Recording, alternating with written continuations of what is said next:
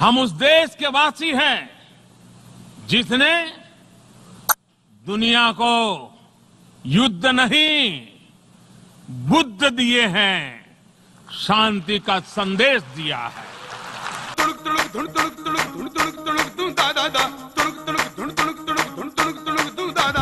21वीं सदी की आधुनिक technology mister Donald Trump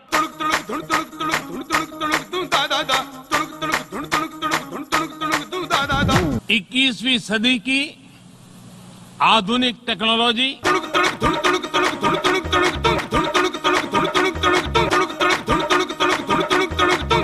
mister Donald Trump. Assalamu alaikum warahmatullahi wabarakatuh, everyone. Welcome back to another episode of the Islamic Defense Podcast. A few days ago, I read a very funny article by a Hindu feminist named Debanjali Bhattacharya. She tries to argue that ancient Hinduism was actually a very feminist religion. She basically cherry-picks Hinduism to make it look like Hinduism was a very feminist religion and tries to make it seem like things such as Shuti Pratha or burning of widows or child marriages were just modern inventions and they are not really part of Hinduism. So her argument in a nutshell was anything that is not part of feminism is not part of Hinduism, and anything that is part of feminism is part of Hinduism. So it's kind of like a cherry-picked version of Hinduism that she made for herself. And she tries to argue that this is how Hinduism is a feminist religion. Now this is a lie, obviously, and her version of Hinduism is very dangerous because Hinduism is not and never has been a feminist religion. As a matter of fact, it is probably the most anti-feminist religion you can ever think of. Now it is true that in Hinduism there are a number of Hindu goddesses that are worshipped and revered. However, these Hindu goddesses have nothing to do with how Hinduism actually treats women.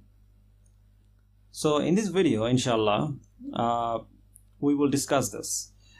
Another thing to note is that if you read her article, it becomes quite obvious that she has deep hatred for Islam, because she says in her article, meandering through centuries of millennia, diverted by confluence by invaders from Middle East. By the way, I'm gonna say that again, by invaders from Middle East. By the way, another thing that you have to know that oftentimes this is something they will do, whether it's feminist or Hindus, they will oftentimes use language such as to describe Muslims as invaders, as if like Muslims are not born in India. But anyway, so confluences by invaders from Middle East, Far East, and Europe. Several religious practices in the name of Hinduism seems to have evolved, adopted, diversified, or disappeared. She's talking about how India was invaded by Muslims and others. This is again, like I said, this is a very common talking point of the right-wing Hindu nationalist. Muslims are always the invaders, which is very funny language to use because modern-day India didn't exist back then. So how could the Muslims have invaded something that didn't even exist? Regardless of our stupid argument, let's take a look at her claims and see if they're true. Is Hinduism a feminist religion? Let's take a look and see how Hinduism treats women and how Islam treats women. So, in case you don't know, but Hinduism has actually a deep hatred for daughters. In many places in Hinduism, it teaches that a son should be preferred over a daughter. In Hinduism, there are many hymns and prayers which you can use to pray for a son instead of a daughter. Especially when women are pregnant, they have many prayers which you can pray so that you have a son instead of a daughter. Hindu scriptures have a ritual called Pumsavan Sanskar for the birth of a son. There are thousands of verses in Vedas, but not a single verse for the birth of a daughter. The Vedas rather has this prayer which you can use to pray for a son instead of a daughter. It reads, Asvata on the Sami tree, there a male birth is certified. There is the finding of a son. This bring we to the common woman folk. The father sows the genial seed, the woman tends and fosters it. This is the finding of a son. Thus hath Prajapati declared, Prajapati, Anumati, Shinivali have ordered it. Elsewhere may he effect the birth of maids, but here prepares a boy. You can read about this Artava Veda, book number 6, hymn number 11. Now if you notice that in the hymn, it says that elsewhere may he, and they're speaking to God, that elsewhere God may give the birth of a daughter, but here give the birth of a son. So they're choosing a son over a daughter. This is what Hinduism is teaching you, that you should prefer son over a daughter, to pray for a son over a daughter. Now, according to the commentary of Vedic scholar Acharya Vedanath, using the ceremony will guarantee the birth of a boy. Now, some may say, well, it's just for people who want a boy. Except the problem is there's not a single prayer that you can say for the birth of a daughter. So this clearly shows that Hinduism prefers a boy rather than a daughter. Now, if this was just one verse, I could understand. However, unfortunately, both Vedas and Puranas are absolutely littered with verses and teachings that say that having daughters is evil or bad. Here are some examples. In hymn 323, it says, "From thee we banished and expelled the cause of thy sterility. This in another place we lay apart from thee and far removed, as arrow to be quiver. So let the male embryo enter thee, then from thy side be born a babe, 10 months old, thy hero son. Bring forth a male, bring forth a son. Another male shall follow him. The mother shalt thou be sons born, and hereafter to be born. With the auspicious general flow, where the steers propagate their kind, do thou obtain thyself a son, be thou a fruitful mother cow. I give thee power to bear a child. Within thee pass the germ of life. Obtain a son, O woman, who shall be blessing unto thee. Be thou a blessing unto him. May these celestial herbs, whose sire was heaven, the earth their mother, and their root the ocean, may those celestial healings, plants assist thee to obtain a son." You can read about this in Artava Veda, book 3, hymn number 23. Another verse in Artava Veda also says the same thing. It says, "Be not divided, dwell ye here, reach the full time of human life, with sons and grandsons, sports and play. Rejoice in your happy home." You can read about this in Artava Veda, book 14, hymn number 1, verse number 22. Now, in case you're confused, this is a prayer of a wedding. After you get married, this is something you have to pray. Now, here, if you notice carefully, the Veda says, "Reach the full time of human life with sons and grandsons."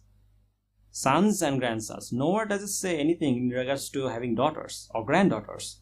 Because in Hinduism, having daughters or granddaughters is not considered a good thing. Rigveda also says the same thing. It says, "Be ye not parted, dwell ye here, reach the full time of human life, with son and grandsons, sport and play, rejoicing in your own abode." You can read about this in Rigveda, book 10, hymn number 85, verse number 42. So as you can clearly see, Hinduism prefers a male child over a female child. There are plenty of prayers and hymns in the Vedas that pray for a boy. Talks about having a son and grandson. However, there's nothing in the Vedas that wishes for a daughter. There's no prayer or hymns, nothing as far as I know, that wishes for a daughter. Based on this, let me make an argument. Premise 1. According to the theory of many Hindu feminists, Hinduism is a feminist religion. Premise 2. If we find any evidence that contradicts this theory, it would be proven false. Premise 3. We see in Artava Veda, book 6, hymn number 11, book 3, hymn number 23, Rigveda, book 10, hymn number 85, that according to Hinduism, it's better to have a son over a daughter, which contradicts the Hindu feminist theory. Conclusion. Therefore, the Hindu feminist theory about Hinduism being a feminist religion is proven false, since feminism argues for man and woman being equal, and Hinduism, as we see, clearly does not. Now, some secular Hindus or Hindu atheists will argue, but these are just man-made texts. Hinduism is how we interpret it to be. It's just a way of life, bro. Hinduism is whatever we make it. Well, don't worry, guys. I have an argument for you as well. Premise 1. Hinduism is whatever the Hindus believe it or interprets it to be. So, Hindu feminist can interpret as a feminist religion. Premise 2. If this is the case, then a Hindu man who hates women or daughters can interpret Hinduism in a way that prefers sons over daughters. He can use it using the Vedic verses I mentioned, which contradicts the Hindu feminist theory. Conclusion. Therefore, Hinduism is still not a feminist religion. Now, what makes Hindu feminism even more dangerous is that in India, killing female infant or embryo is a big problem. According to an article by The Guardian, almost 10 million girl fetuses are thought to be aborted in India simply because they are girls. The article says, the birth of up to 10 million girls in India may have been prevented by selective abortion in the past 20 years. Researchers say today 500,000 babies are aborted every year because they are girls.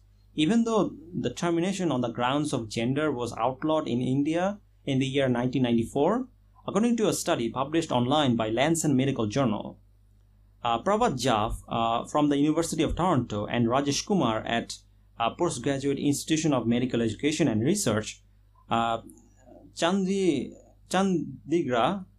India, and colleagues studied data from 1.1 million households and found that the likelihood of having a baby girl as second or third child was significantly lower in households where there was no boy.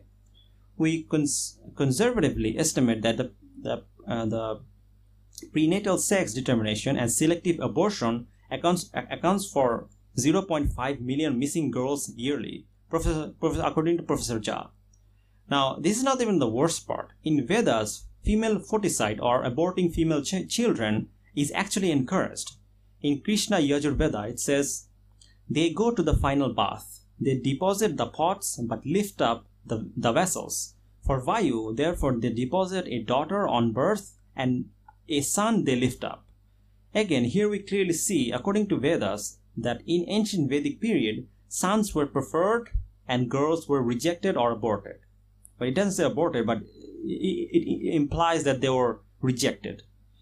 As a matter of fact, it gets worse. According to Manusmriti, a mother who only gives birth to only daughters should be abandoned and a new wife should be chosen. It says, a barren woman shall be abandoned in the 8th year after marriage. A woman whose children die in infancy shall be abandoned in the 9th year. A woman who gives birth only to daughters, now listen to this carefully, a woman who gives birth only to daughters shall be abandoned in the 11th year, and a woman who speaks unpleasant words shall be abandoned immediately. You can read about this in Law of Manu, chapter 6, verse number 81. Now in Devi Bhagavatam, there is a really funny story of a king named Pandu. He was once in the jungle and saw a sage or a righteous priest having sex with a deer. Yeah, I'm not joking. The sage was also in the shape of a deer. So, as usual, he thought that it was just a normal deer and shot it and killed the sage, a sage or the religious priest. Then he realized that it wasn't a deer at all, but a religious priest or sage. Then the sage cursed him. Now, besides the obvious issue here, I have some issues with this story. First of all, why the hell is a religious priest having sex with a deer? I mean, why the hell does the sage look like a deer? I mean, was he that horny to have sex with a deer? Anyway, so after being cursed, the king was upset and he left his kingdom to live in the jungle with his 2 wives. They went with him. Then it says, dwelling in the hermitage of the Munis, Pandu listened to the Dharma Sutras and practiced severe penance.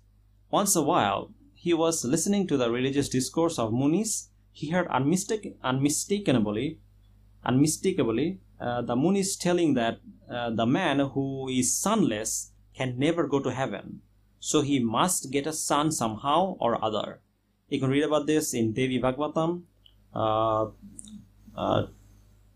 book number 2, hymn 6, verses 36 to 48. It's not a hymn, by the way. It's more like a story. But yeah, you can read it there. I'll put the link below. So here we clearly see that the Hindu Shastra has a rule, which is in order to go to heaven, you must have a son. Without a son, you cannot go to heaven. In India, killing female infants and female fetuses is very, very common. According to one article by Mirror News in India, a female fetus was found in a garbage dump. The fetus was half eaten by dogs. It was covered in clothes and was then thrown into the trash can. In another incident, a 3-month-old baby girl was dumped in a bathroom of a temple. In another incident, in Maharashtra, 19 aborted female fetuses were found dumped near a stream in Sangali. In another case, a severed foot, and this is a very brutal one, a severed foot of a woman and possibly her female fetus was also found in Chandriga's Sector 17. Now these piece of shits hate baby girls so much that they would literally chop the possible mother into pieces rather than have her give birth to a baby girl or baby daughter. Or at least that's what possibly happened. Now this is not all. What's interesting is that in the year 2016, there was a very popular TV show in India hosted by the famous Bollywood actor named Amir Khan called Satyamev Jayate. Now, in the first episode of this show, they discussed the issue of female feticide in India. In the first few segments of the show, Amir Khan interviews a woman named Amisha Yagnik. Her story in particular is quite terrifying. According to her, after her marriage, when she first became pregnant, her father-in-law and mother-in-law took her to a hospital after they learned that she was going to have a girl. They took her for a checkup and gave her an injection. She passed out, and after she gained consciousness, she was no longer pregnant. Her father and her mother-in-law forcefully aborted her baby child because they wanted a son, not a daughter. She said that this happened to her 6 times in 8 years. स्वागत है आपका अमीशा जी, बहुत बहुत शुक्रिया आने का। आपकी बच्ची बड़ी प्यारी है, क्या नाम है इसका? काम्या भट्ट। काम्या क्या उम्र है इसकी? 8 साल। 8 साल की। अमीशा जी बताइए हमें कि आपकी शादी किस साल में हुई? मेरी शादी 1 दिसंबर 2000 में हुई थी। तो इस बात को 11 साल हो चुके हैं। हाँ। शादी के बाद आप पहली दफ़ा कब पता चला आपको कि आप माँ बनने वाली हैं? मुझे पता चला 15/8/2001। 1 साल के बाद। तो फिर क्या हुआ उसके बाद? कोई जाहिर है फर्स्ट टाइम कोई भी लड़की खुशी होगी माँ बनने से। हाँ। फिर मेरे सास ससुर और मेरे पति वो भी सब खुश थे। फिर उन्होंने बोला कि चलो डॉक्टर के पास चलते हैं चेकअप के लिए। फिर नॉर्मल चेकअप हो गया। इस बात को 2-3 महीने हो गए। थोड़े टाइम बाद उन्होंने फिर से बोला कि चलो एक बार सब ठीक ठाक है या नहीं। इस बहाने से ले गए हैं और सोनोग्राफी सब करवाई। फिर इंजेक्शन दे दिया और जैसे इंजेक्शन दे दिया मुझे कुछ पता ही नहीं चला। जब मैं होश में आई तब मेरी बेटी भी नहीं थी, मतलब मेरी प्रेगनेंसी भी नहीं थी। बच्चा गिरा दिया गया और आपको इसके बारे में पता भी नहीं था? कुछ भी नहीं पता। आपसे कुछ पूछा नहीं, मतलब आपसे डॉक्टरों ने कोई बात नहीं की इससे? आप माँ हैं। उन लोगों की डॉक्टर के साथ पहले ही बात हो गई थी। मेरे जहन में तो ऐसी कुछ बात ही नहीं थी। मुझे तो कुछ पता ही नहीं। लेकिन क्यों ऐसा किया उन्होंने? आपके पति ने और आपके पति के घर वालों ने ऐसा किया, राइट? तो उन्होंने ऐसा क्यों किया? उनको बेटा चाहिए था। बेटे की चाह बहुत थी। बेटे की चाह बहुत थी। हाँ। फिर दोबारा आपको कब पता चला कि आप प्रेग्नेंट हैं या आप माँ बनने वाली हैं? 2002 में। उस दफा क्या हुआ? सेम वाकया। उसी दफा भी डॉक्टर के पास ले गए, चेकिंग कराया, लड़का है लड़की है, चेकिंग कराया? उन लोगों की पहले ही डॉक्टर के साथ बात हो चुकी होती है। अच्छा। तो वहाँ पे डॉक्टर लोग कोड वर्ड इस्तेमाल करते हैं। लड़का होता है तो जय श्री कृष्ण बोलते हैं, लड़की होती है जय माता जी बोलते हैं। तो अच्छा। इतना तो कुछ पता ही नहीं था। ऐसा कितनी बार हुआ आपके साथ? 8 साल में 6 बार। I repeat, this happened to her 6 times in 8 years. 6 times a baby girl fetus was aborted because it was a girl. Now, I want to make something very clear. I'm not saying that this is not something that cannot happen to a Muslim woman. As a matter of fact, in the show, they also brought a Muslim victim named Parveen, who was also forced to abort her female child. However, here's the thing. In Islam, abortion is haram. What her piece of shit husband did is absolutely haram and wrong from an Islamic point of view. According to a fatwa by Islam QA, it is not permissible to abort a pregnancy at any stage unless there is a legitimate reason and within very precise limits. If the pregnancy is in the first stage, which is a period of 40 days, and aborting it serves a legitimate purpose or will ward off some kind of harm, then only then it is permissible to abort it. But aborting it at this stage for fear of difficulty of raising children or being unable to bear the cost and maintaining and educating them, or for fear for their future, or because the couple feel that they have enough children, this is not permissible. It is not permissible to abort a pregnancy when it is an alaka clot or mugda stage. When it's like a chewed lump of flesh, which are the second and third periods of 40 days each, until a trustworthy medical committee have decided that continuing the pregnancy poses a threat to the mother's well-being. So the only few cases you can get an abortion from an Islamic point of view is when there is a legitimate threat of life or risk in the life of the mother. So in order to save the mother's life, you can have an abortion, but that is one of the only cases where you can have an abortion. In other cases, abortion is haram, period. Now, in all major Abrahamic religion, abortion is always seen as something evil. In the Western world, abortion is a big hot topic because some consider this murder. Not only that, in Islam, having daughters are encouraged. For example, there is a hadith by Prophet Muhammad ﷺ in which he says, if someone has 3 daughters and is patient with them and clothes them from his wealth, they will be a shield against the fire for him. Read about this in Al-Adab Al-Mufrad 76 Sahih. It's been classified as Sahih by Sheikh Albani. Now, here the Prophet is teaching us that as a father, if you love your daughters and take care of them, Allah subhanahu wa ta'ala will protect you from the hellfire itself just for that. There is another hadith narrated by Aisha radhiyallahu anha which says, a lady along with her 2 daughters came to me asking me for some alms or some food. But she found nothing with me except 1 date. So Aisha radhiyallahu anha didn't have any other food, so she gave her some dates, which I gave to her, and she divided it between her 3 daughters. And then she got up and went away. Then the Prophet ﷺ came in, and I informed him about this story. He said, whoever is in charge of put to test by these daughters and treats them generously, then they will act as a shield for him from the hellfire. You can read about this in Sahih al-Bukhari 5995. Here again, the Prophet is teaching us that loving your daughters will protect you from the hellfire. Another reason why these hadiths are so significant is because before Islam came, the Arabs were just like the Hindus. They used to kill their own daughters or used to bury them alive. Islam came and completely abolished this practice. This is why the Prophet reminds us why it is so important to love your daughters. We all know how much the Prophet loved his daughters, how much he loved Fatima.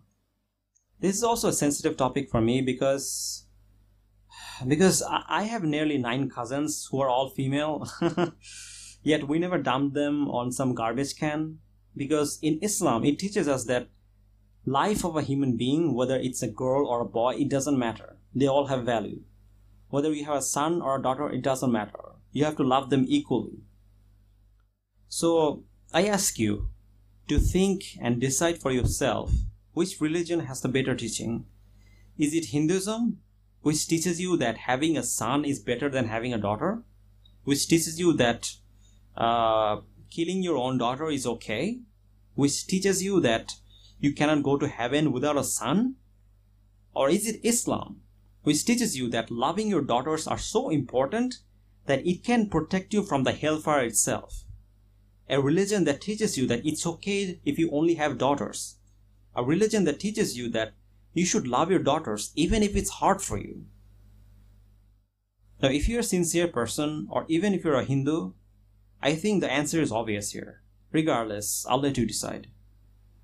With that, I'm done with this video. Inshallah, my next video will be about apostate prophet. I'll see you guys later.